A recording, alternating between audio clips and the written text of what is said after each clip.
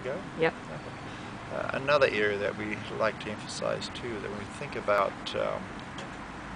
health and well-being, especially when we look at it from an exercise physiology perspective, it's about it's the physical that we think about, maintaining our weight, therefore we can cardiovascular, we can stay healthy, we're not going to be obese, hopefully we can ward off the likes of diabetes, etc., and cardiovascular disease, which is a huge amount of research that certainly supports that. A new area that I'm personally involved in is looking at the effects of exercise on our cognitive, our neural behavior. That is our capacity to maintain that our mental capacity across the lifespan.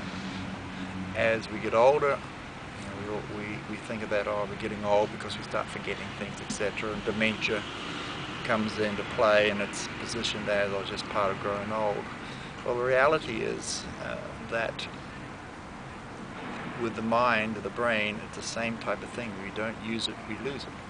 Now, having said that, that doesn't mean to say that we have to have that mental, do the crossword puzzle or whatever it might be, play games, etc. It's actually, there's a physical impact. That is, if we're physically active, it plays a huge part in maintaining that our mental capabilities.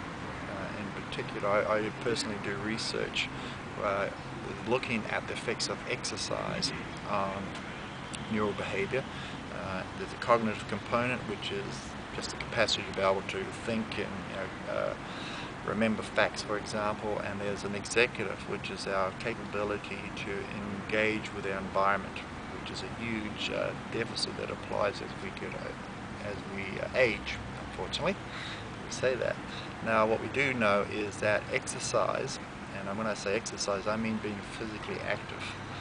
One part of my research, I had persons with Alzheimer's disease who walked 3 times a week for 30 minutes. It was actually, in fact, it was around the corridors of a rest home and a hospital, and there was significant improvement in their cognitive and executive behavior, which is pretty startling stuff.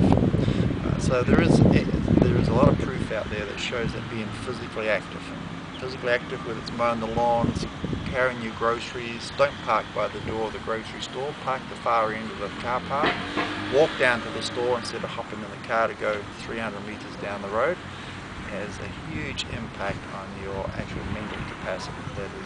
That you will not necessarily stop it, but you certainly slow down the progression or attenuate that aging thing we call dementia or forgetting things.